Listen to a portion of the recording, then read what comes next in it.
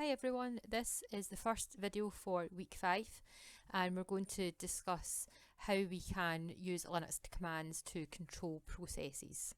So first thing is really to bear in mind, remember it's a multi-user operating system, so all of the users are sharing the same resources. So we have to schedule the sharing of these resources between the different processes that are all competing for attention. So first of all, what is a process? Well, process is an executing program along with its environment. By environment, what I mean is things like the location of the program, the user ID of who's running the program, etc. What not to get confused with is a lot of people think that the program is just one single process. So for instance, if you were to run a mail program, then you would have a mail process. The reality is that the majority of programs actually contain multiple processes associated with them. And the easiest way to see this actually is to launch something like Microsoft Word just in Windows. And if you do your Control-Alt-Delete to Task Manager and have a look at the processes that are running, you'll see that for Microsoft Word alone, there's multiple processes running. So it's not a case of one process for one program. Most large programs will have multiple processes. For what we are doing, we are entering single commands at the keyboard. So in our case, when we enter a command, I'm just going to open up our Linux. So if I enter a command something like ls, then right now what's happening is the shell, remember that this is a shell, this black box, this is our interface to the operating system. So the shell itself, when I issue that command ls, it creates a new process to run that command, that ls command. The shell is often referred to, in this case it would be the parent process, so it kicked off the ls command, which then is the child process. And in general, the parent process will wait for the child process to terminate before you can go ahead and do something else with the parent. Processes are each allocated an identifier which is automatically generated by the operating system. So when we do issue a command, or if we do run a program, then the process or processes associated with that will automatically be signed an ID. A PID is what we call it, a process ID. Process IDs, when the system's booted up, they start at 0 and then they just increment as processes are added and ran on the system. So they go up to approximately about 32,767 is the largest process ID. And when we get to that point, what will happen is it'll go back round to 0 and it'll look for the first process ID that is no longer running in the system. So most of the time by that point, the lower process numbers have all finished executing and it will just go back round and start recycling process IDs. So the main command for looking for information in processes is the ps command. So the ps command on its own does have a default use on its own, will basically give you a list of all the processes currently running on this terminal. Okay, now that's important. So just within this one shell. So right now there's a login process running. There's the shell itself. Remember the shell, if you remember back to the earlier material, the shell is called the bash shell. So this black window is the bash shell. And then inside that shell, I have ran the ps command. So if you look down the left hand side, you can see the process IDs going up incrementally. Now the reason why they're not 724, 725, 726 is because there's not just the processes running that I've kicked off, there's lots of system processes running in the background. So that's where the missing numbers are. They'll be associated with the system processes. TTY is the identifier of the terminal. So this terminal I am running on by default is called TTY1. So you can see that all three of those processes have been executed from this terminal. If I want to have a look at all the processes in the server and not just those associated with this terminal, I can add in options. So remember, to add in options to a command, we use the hyphen. So if I put in -e, you'll see, wow, loads more processes. So these are all the processes that are running by the system and by me and in other terminals. So you can see there's a full big list there. If you find that you've got a big list of something, this is probably a good thing to just quickly cover. If you've got a big list of something that scrolls off the screen, as this has, even if I scroll up, you'll see it's scrolled off the screen. What you can do is you can run your command, so I'm just recalling the command, and you can pipe it into the more command. So remember, the more command shows you the contents of something a page at a time. So basically that will take the output of the command, and it will, if I hit return, it will show you the contents a page at a time. So that's the first page, so I can see all the data. It's if I just scroll up, you'll be able to see the top. There it is. So there's actual output right from the start. And then if I want to move on to the next screen, I just press spacebar. So there's 2 screens worth of data there. So that's a useful wee tip to know. So the -E option shows all processes in the server. Another useful option is the -F, which gives you a wee bit more information. It's called the full format. So it gives the ID of the person that ran the process. I'm currently logged in as root. The process ID, PPID, parent process ID. Terminal again, the time the process has been running, when it was executed, and then the actual process itself, so the details of the command that was executed. The one that you'll probably use quite a lot is a -L. Now, -L gives you, again, you'll see there's more columns of information. Again, I'm not going to go through them all. If you want full details of the spec, you can look at the Linux commands. It's all on the web. The ones that are of interest to you will obviously be the process ID, the PID. You might be interested in the PPID, the parent process ID, and the NI number, which is something we're going to come back to later. So that actually shows the priority of the process, which is something we'll talk about in a wee while. So PS-L is very useful. PS if you just want a quick look, PS-L if you want to have full details of those processes. Okay, right.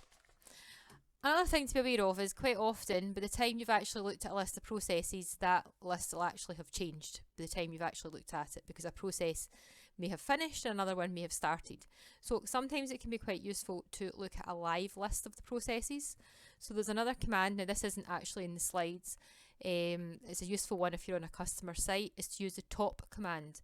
So top basically shows you the list of all running processes, and it's ordered by the one that is using the most CPU, the highest percentage of the CPU. So I'm just going to, this will be a big list, so I'm going to pipe it to more.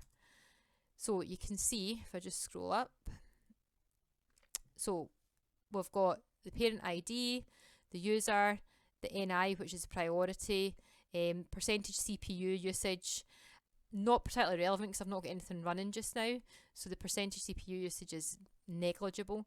But if you did have, if someone got in touch with you and said that the server was grinding to a halt and you were the sysadmin, a quick thing you can do is just quickly run the top command, and right at the top of this list, in the first row, will be the process that's using up the highest percentage of CPU, and you can determine whether or not that's a rogue process, and you can kill it, which is something we're going to cover in this video as well. So it's a pretty good command to use.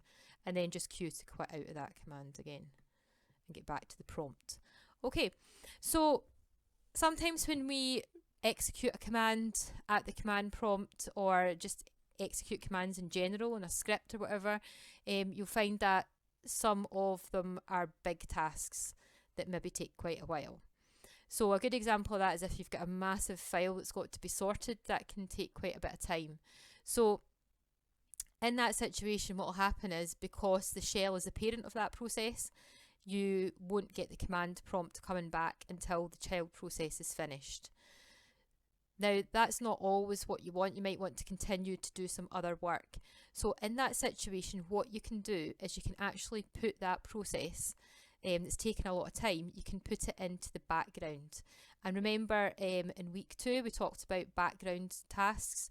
So background processes basically are processes that it's not critical that they get completed really quickly. As long as they're completed at some point, then you'll be quite happy. So what happens is they get put in the background. Any free CPU cycles, they'll gradually use them as they become available, and the task will eventually finish. It just won't be as quick as it would be if you were running it in the foreground. So it's pretty useful for tasks you just want to churn away in the background. Now it's quite difficult to demonstrate this because I don't have a big massive data file to be sorted. So what I'm going to use to demonstrate it is the sleep command. So the sleep command, let me actually click on my window first. I think it must be further down here. Oh, there we go. Trying to get it back. Oh, it's behaving a bit strange. Right, I think I might have to reboot this because it started misbehaving a wee bit. Right, there we go. Control C. No. Okay. So I'm just going to reboot this screen because it's not letting me type. Apologies, guys. I'll just restart the machine again. Right. Okay. Good practice for starting the machine. Back in and start it all up again. So, yeah, we're talking about background and tasks. So I'm going to use a sleep command. Now, the sleep command doesn't really serve any particularly useful purpose other than you provide it with a value, and that's a number of seconds that basically it'll just sit there as a process. It doesn't do anything, it literally does just sit there and counts the seconds. But what it's useful for is demonstrating what I want to show you. So I'm just going to log back in, root password. Okay, so sleep command, give it a value, that's a number of seconds, and you'll see that the prompt doesn't return because it's sleeping for 5 seconds and now it's back. So basically it just puts a process that runs for 5 seconds. I'm just going to try and make this a bit smaller so that make sure you guys are seeing the whole screen. There we go. So I'm going to, so I demonstrated sleep 5, so you saw that the command prompt disappeared, so I couldn't do anything with my parent, with my shell, I couldn't do any other commands. So what I can do is when I run this command, or any command, so any command at all can be put into the background. So to put the same command into the background, I'm going to make it a wee bit longer, so I've got time to show you some things. Any command, type it at the command prompt and just stick an ampersand on the end, okay? Space, then ampersand. And that basically means run this command, but run it in the background. So when I hit return, you'll see that the prompt comes back immediately. So just to prove that that is still running in the background, I can just do a PS, and you'll see in my list that we have got the sleep as one of the processes. There we go. So you can see sleep with process ID 433. So it's still running in the background. So it's pretty useful to be able to do that. Sometimes you end up though that you've already kicked off a command and you haven't put it in the background and you think, oh, this is going to take ages. I really want to put this in the background, but I don't want to have to kill the process and restart it because it might be halfway through doing something or part way through doing something. So another way of backgrounding a process is the command I'm going to show you just now, or the process I'm going to show you just now, and this allows you to background a process that's already running. So let's say I put in sleep 30 just to give me time. Now I'm not going to put in the ampersand, so I don't get the prompt back because it's running in the foreground, so I can't do any more useful work. So what I can do is I can suspend the process. So I suspend it temporarily by doing Control Z, so you can see that it's stopped. So it's still running in the background, but it's temporarily suspended. And then I can just type BG, and that will background whatever the last command was. Now just to prove it is still there in the background, there you go, PS, and you can see that the sleep command is still running. And then once the 30 seconds is up, it will disappear off the list. So that's a really useful thing to be able to do. The other thing you can do if you don't want to background the most recent command, so say I did, let's just check first of all if that's finished. It is. So you'll see now sleep's disappeared from a list of processes. So let's say I do a sleep 30, I forget to background it, I suspend it, and then I do an LS, and then I want to background the sleep. So if I do BG, it'll background the LS command because that was my last one. So if I want to background a process that I've previously run, that's still running at the moment, because this one's temporarily suspended, what I need to do is I need to do the PS to find out the ID of the sleep. So it's 439. So now I can do BG, background, and I want to background process 439. Oh, it's finished because I talked too much. Okay, let's do it again.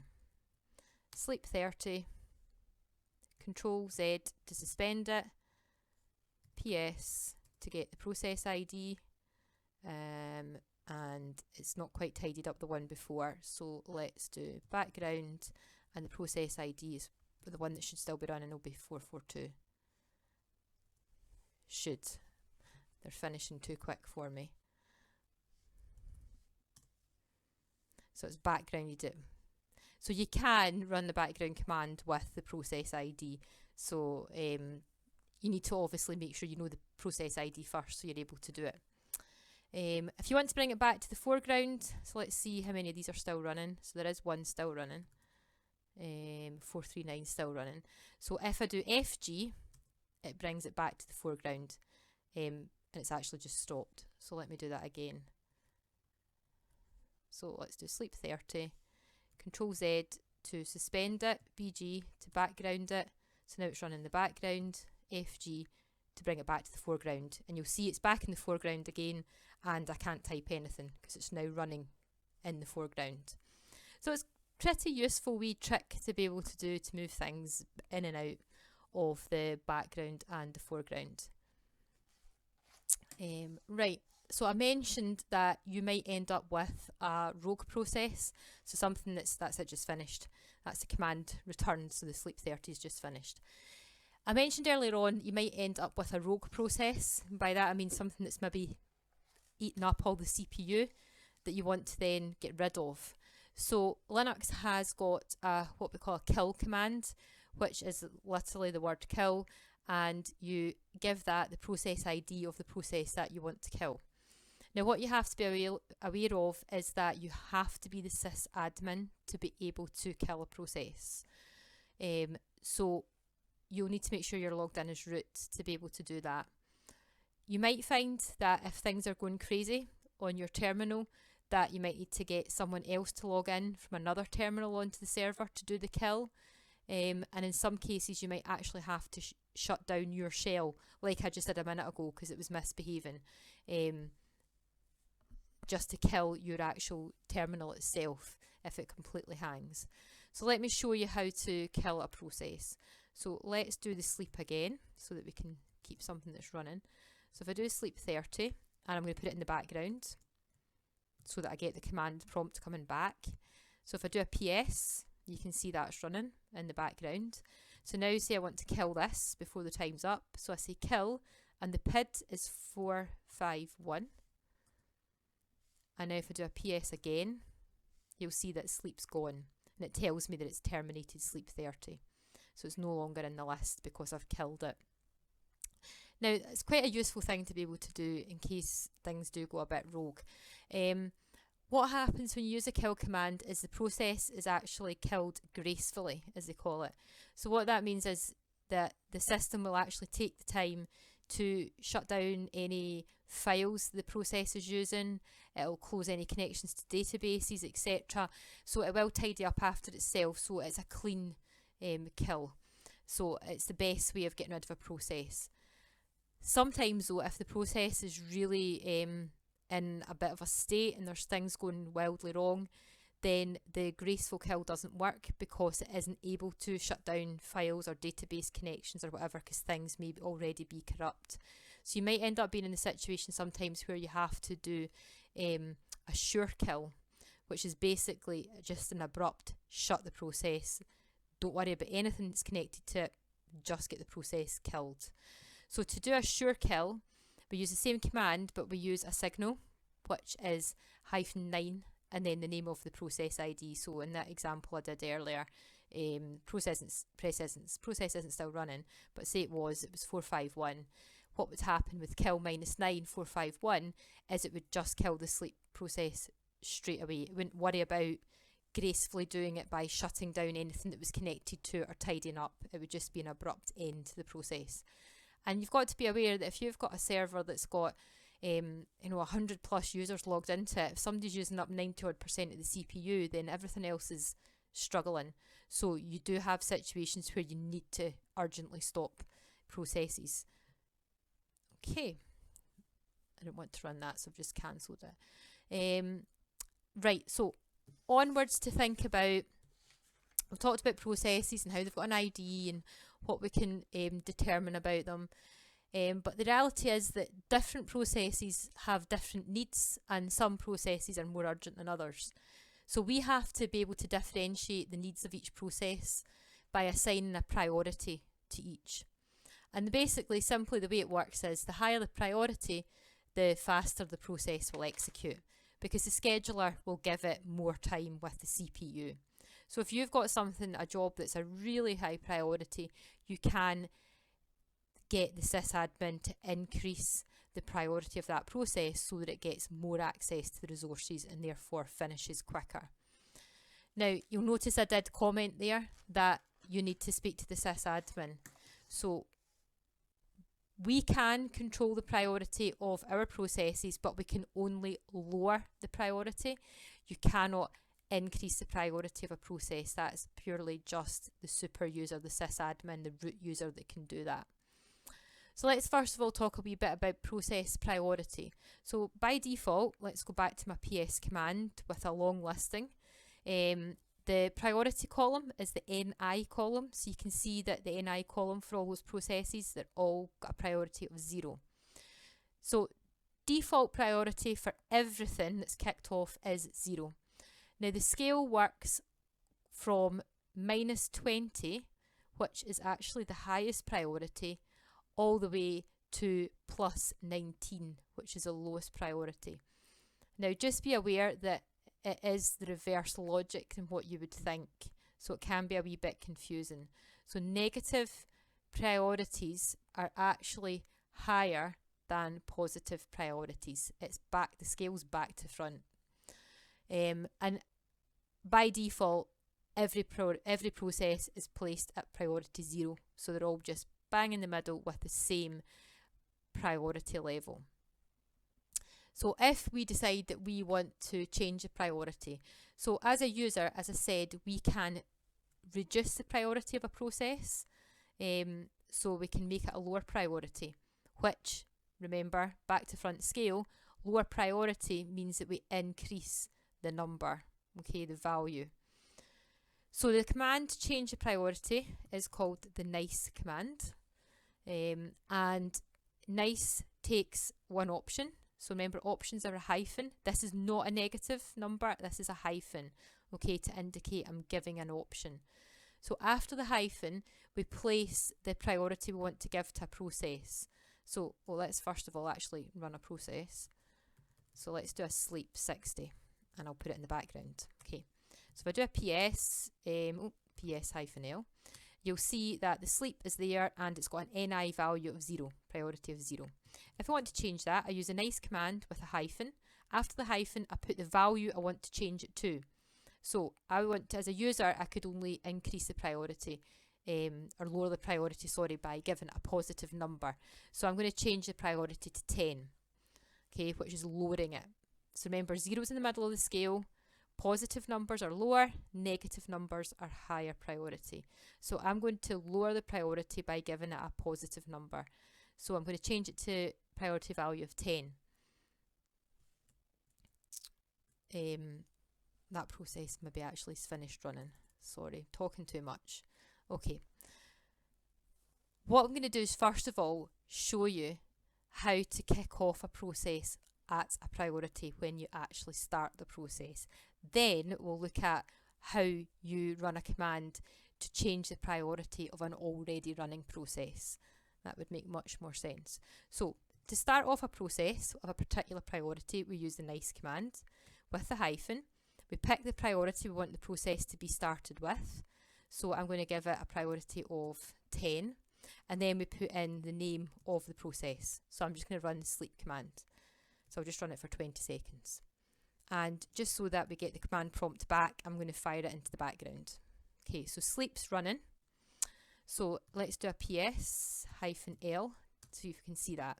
So there it is. So if you look, the sleep command's running and it's got an NI value of 10. So it's got the priority of 10.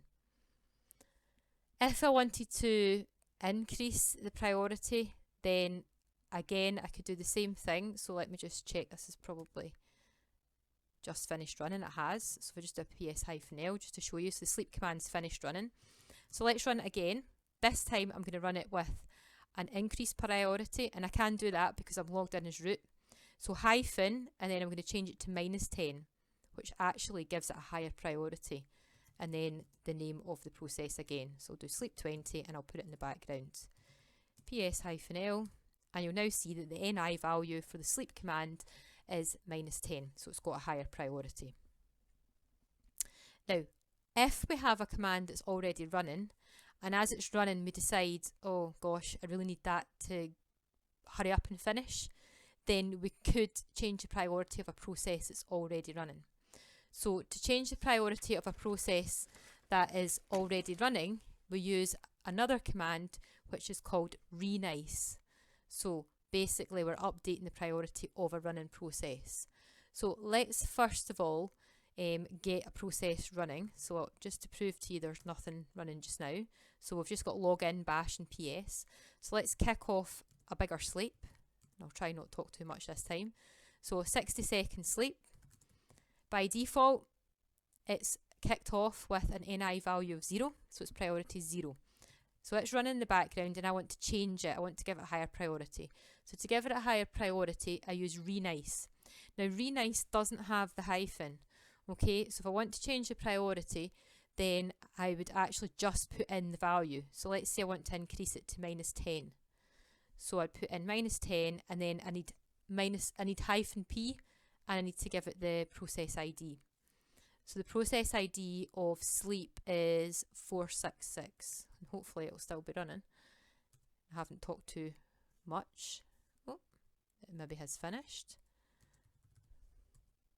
There we go, I just had to put the space in. So it tells me here that the old priority was 0 and the new priority is now -10. Now, stop talking and quickly show you that it's still running. So now you can see the sleep command has now got a new ni value of -10. So just make sure that after the -p for the PID, you do put a space, okay, because it doesn't work if you put the process ID right beside the -p, as you can see. So that allows us to change the process of a priority that's already running, which is pretty useful if you decide as an afterthought that you really need that process to finish a lot quicker and get more access to resources. So that's everything we're going to talk about with processes.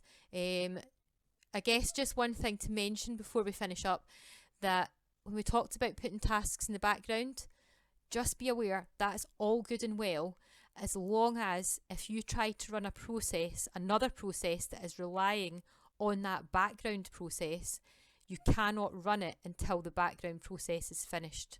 Okay, so just be aware of that. Quite often people will stick processes in the background and forget that they're still running, and then run other processes that are relying on the output of that backgrounded process.